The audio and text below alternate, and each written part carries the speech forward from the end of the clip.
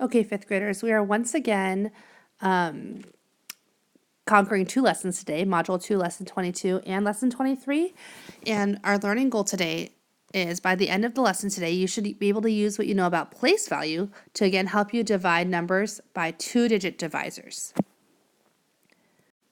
If you haven't already solved the problem of the day, please take some time right now to pause the video and write down the important information,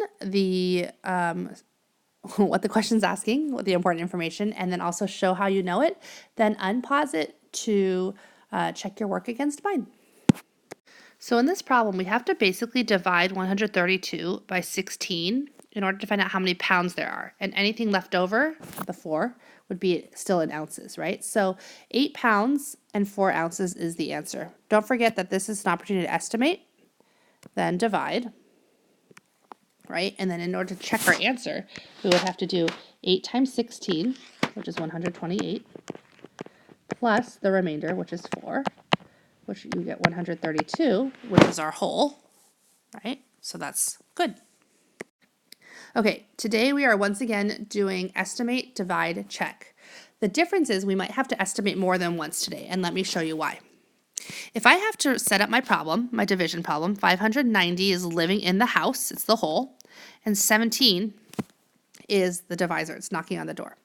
Now if I look at what my biggest digit is, it's 5 hundredths. Can I do 5 divided by 17? No, so I have to regroup it to 59 tenths. Okay, 59 is big enough to divide by 17. So let's go ahead and estimate now. The problem I'm trying to do is 59 tenths divided by 17, right? Which is pretty close to 60 tenths divided by 20. Sorry, there should be an estimation, right? You'll notice I did it in my head, but I first rounded 17 to 20, and then I rounded 59 to 59, sorry, to 60. You'll notice I'm working in the tenths. Okay, this is very important. Okay, so I know that 60 tenths divided by 20 is going to be 3 tenths. So I'm going to start by putting a 3 in the tens place. Be careful, it's not 3 in the ones place, it's not 3 in the hundreds place, but it's 3 in the tens place. So Dad's going to divide 59 tens by 17, and he's going to try 3 first. Mom's going to multiply to check, or to continue. So 17 times 3, 3 times 7 is 21, so I get 51. When brother subtracts, he gets 8. 8 is less than 17, so I know that's good. Now sister subtracted. Now brother is going to bring down. So now you see we have a second step, a second division problem. For every step, we're going to have to estimate. So now my real problem is 80 divided by 17, right? So I'm going to estimate. 17 is pretty close to 20, and 80 is nice and compatible with 20. So I'm going to try 4. This time, it's 81s divided by 20, so it's 4 ones. So Dad's going to start by putting a 4 in the ones place. Mom's going to multiply 17 times 4. Is 68. Mom's multiplication is getting in the way a little bit, but that's okay. And so we'll see that my remainder is 12, which is less than 17. So that's good. Now, in order to check, I have to take 34 and multiply it by 17. Let's try that. 34 times 17. So 28, 21 plus 2 is 23. I'm working in the tens. 1 times 34 is 34. I have my 2 partial products. I add them up. I get 578. That's not quite 590. But don't forget, I have to add the remainder. So 578 plus 12. You'll notice I rewrote the equation to be precise, right? And I get 590, and that's what I want. So check. So my correct answer is 34, remainder 12. You'll see that this is the same as what we did yesterday, but because we're working with bigger numbers, we essentially had to do 2 division problems. We first had to do 59 divided by 17, right? 59 divided by 17. And then we had to do 80 divided by 17. 80 divided by 17. So each time we do division, we have to estimate first to help us. Okay, let's try this example. I have 839 in the house divided by 41 knocking on the door. What's the first division problem we're actually going to have to do? Well, it's going to be 83 tenths divided by 41. 83 tenths, because 8 hundreds is too small, right? 8 is too small, but 83 isn't. So 83 tens divided by 41. Well, I can estimate that, right? Because 41 is pretty close to 40, and 83 tens is pretty close to 80 tens. 80 tens divided by 40 is 20, or sorry, it's 2 tens, or 20, right? But we'll just write 2 tens. So Dad will start by putting a 2 in the tens place. Okay, Mom's going to multiply 2 times 41. Now, it happens that I can do this one in my head. If you can do it in your head, that's fine, but just make sure you don't make any silly mistakes. But I do know that that's 82. So when sister subtracts, she gets 1. Brother brings down the 9. That's 19 ones. Can I do 19 ones divided by 41? No. So I have to put a 0 because 19 can go into 41 0 times. So Mom's going to multiply 0 times 41, of course, is 0. So I have 19 left when sister subtracts. That means my 19 is going to be my remainder. I think my answer is 20, remainder 19, but I have to check. Excuse me. I can check by multiplying my quotient by my divisor. 20 times 41. Okay, 1 times 0 is 0. 1 times 2 is 2.